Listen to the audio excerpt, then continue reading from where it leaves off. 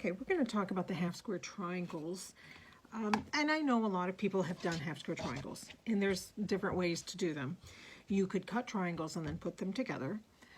Some patterns have you cut the size squares to start. You're cutting 2 squares. They're 7/8 inch larger than the finished size. That is exactly what you need. I don't know about you, but I'm not always accurate, so I increase it to the next fullest inch or half inch, whatever it is. For instance, if we need a 3-inch finished square or half square triangle, I increase my 2 square sizes to 4 inches. I can sew my 1/4 inch on each line. I'm going to open it up, press it, and then I'm going to trim it. I like to do that. That to me is a little more accurate.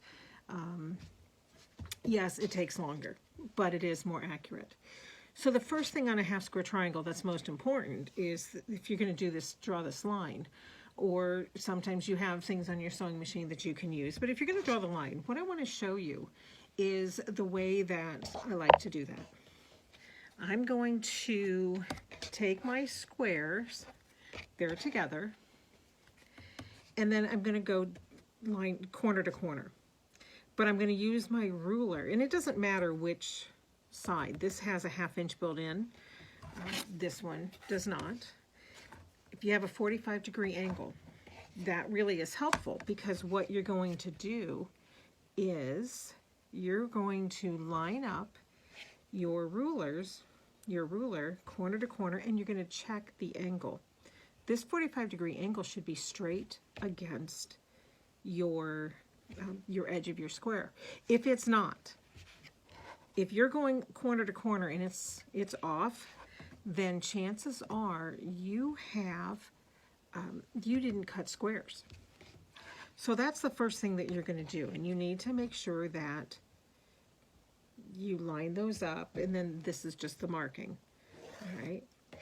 So, I typically just use a mechanical pencil. You can use one of these on the dark. I use this chalk marker. It makes it easier for me to see. You could also use a friction pen. The problem with the friction pen, like I've said before, is if you mark it and then you go to press something, that line goes away. Something that I like to do is I'm going to draw this line. I already have the line here. I know I already have the line, but I'm going to draw it with this friction pen and show you. So I'm going to line this up, and I'm going to draw this. Now, to make sure that the fabrics don't shift, I put a little dab of Seam-A-Line glue on it, just 3 little dots, and then you have to press it. But look what happens when I press. That original line goes away. Let's do it on this side so you can see. And I've been working with a square ruler. Let me show you with a rectangular ruler. You need to find your 45-degree angle. And when you find that, move this so you can see, then you're going to line up this 45-degree line, draw your line here. If you're using the Seam-A-Line and you would go to press, it's gone. What you could do the Seam-A-Line glue, then draw the line. It doesn't matter either way. Okay, so you're going to sew these like we said, and I've been using a leader and ender to make it so that we don't eat the corners here. So when we go to trim this, it's the same thing as drawing the line. You're going to take your ruler, whether it's a square or a rectangle, and you're going to line up your 45-degree angle, making sure you're going corner to corner. Now, one thing, I find it easier to use a square, but if you don't have one, that's fine. You don't need it, because it will work with the rectangle. So you're going to line them up, your 1/4 inch should be right on your seam line. So when you've done that, it works out really well. You're simply going to cut, and you're going to have, make sure you've cut all the way through. That helps. And you have your 2 half square triangles. Okay. So in this pattern, excuse me, it tells us to press toward the accent number 1. We can see this here. What I do is I do set my seam. Just apply it a little bit there, and then fold this up.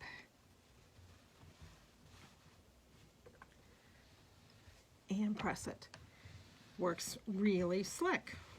Okay, so I'm going to do this. One of the things about a wool mat, a couple people ask me what I like about a wool mat. The wool mat stays hot for quite a while. So I've got, let me move this so you can see. So I've got this here. It's actually heating from the top and the bottom. And when you do that, it sets your seam beautifully and gives you a nice crisp place to have the seam work. Now, remember the easy press? I do this. Now I want to tell you something about this. You don't need very much. You know, it'll just be a slightly wet. You don't need to pump it every time, if you will, to get, look at that, isn't that beautiful? To get it soaking wet. I'm going to show you if doing this from the wrong side, from the back. See, you can hardly see that. That's all you need. That should last you a fair amount of time. Okay, so I have 2 beautifully pressed half square triangles. So now comes the trimming part. What I'm going to do, as I said, is I'm going to line up the 45-degree angle on this seam. So it's going to look, here's my 45. I'll do it so you can see with the 1. It's going to come like this. So when you have this here, I'll get my stiletto so you can see, the 45 is right on the seam line. We need to trim this to 3.5. We need to make sure that we're 3.5. Here's 3.5. I have a little bit of overhang all the way around. If you tried to trim it this way first, you don't have a 45-degree angle to use as a guide. If you're left-handed, you can do it this way.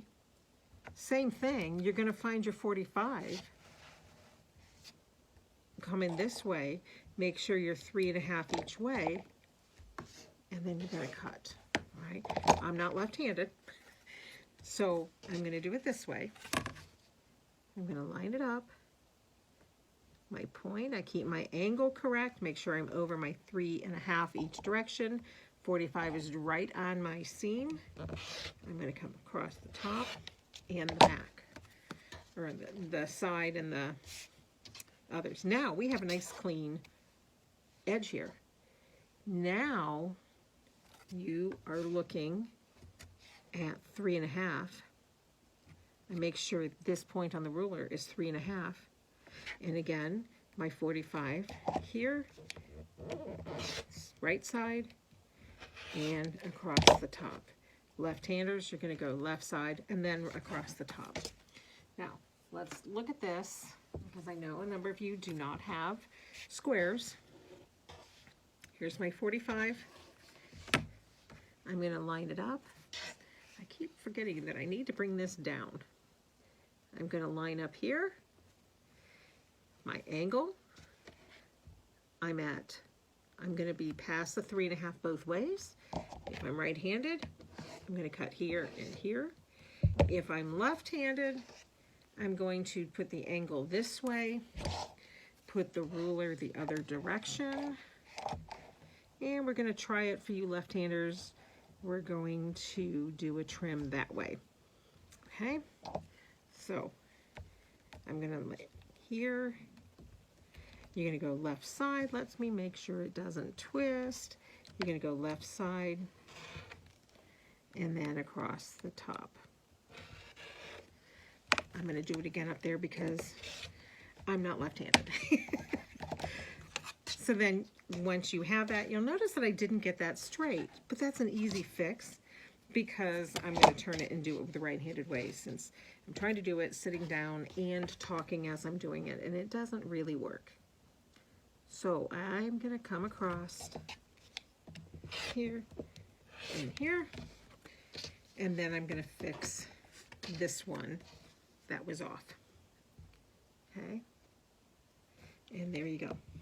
Now we have our beautiful half square triangles that are set and ready to be used.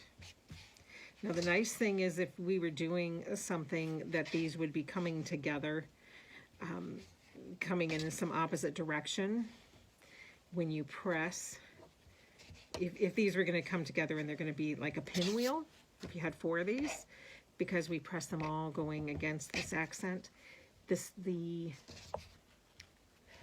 seams nest. But we're not doing that for this. So beautifully pressed half square triangles. The key, making sure you're at the correct angle, the 45-degree angle when you draw your line, pressing beautifully, and on the 45-degree angle when you are trimming. Okay, we're going to make our half square triangles, which are going to be at the corner of the star block. I'm going to show you a couple things about the half square triangle that are going to make it easy, and the reason that a leader and ender comes in place. What you will have done is taken your background square and drawn a line on it. You can pin these. I like to secure them somehow because it'll shift otherwise. So I put a dot of seam-aligned glue here, here, and here, and it is going nowhere. Now, you know, with a seam-aligned glue, if I need to readjust it, I just take that out, have to reapply, but it's good. So what I'm going to be doing is I'm going to be sewing 1/4 inch down both sides. Now, when the needle is in the down position here from the leader and ender, the feed dogs are down.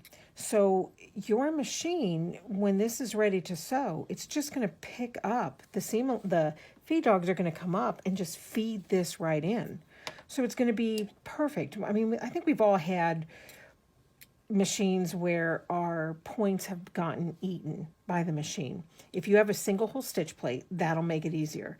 If not, this technique will really help keeping this in here. So I'm going to sew along down this side, and each star block takes 2 half square triangle blocks. So, I'm sorry, 2 of what we're doing now for a total of 4. I do like to keep the stiletto to hold it in place. And look, I'm just very quickly going to sew down again. Try to get this out of the way. So I could put another one of my leader and enders, but what I'm going to do instead is I'm simply going to cut this and then go ahead and start back up here. Sew down here again. Look how straight we're keeping it. Now, if I had used a friction pen to draw my line down the middle, and then I used the seam-aligned glue, I would have lost my line. This is simply a mechanical pencil that I used. And I prefer to use that rather than like a lead pencil with a number 2. I think that those tend to be a little too thick. So now I am going to get my leader and ender lined up again and just sew that in. I don't know if you've noticed, I tend to throw my stiletto around. This cool thing about this is it's got 2 flat ends, so it's not going to go anywhere. It doesn't roll away. And then you have to, bend over, which would be a little bit too much like exercise. So what's going to happen now is we're going to cut down the middle of this, and we're going to open this up, and we're going to have 2 half square triangles from each of these units. What I'm going to do is I'm going to show you a little bit of a pressing on this, and then I'm going to show you the way that I like to cut these to make sure that they're the most accurate. I think that we've all seen on some half square or some patterns, half square triangles are made with 7/8 inch squares. I prefer to increase that to a whole number and then trim it down. I think it's a lot more accurate and you have a lot more of a safety net. So we're going to get this all ready and we're going to trim them down.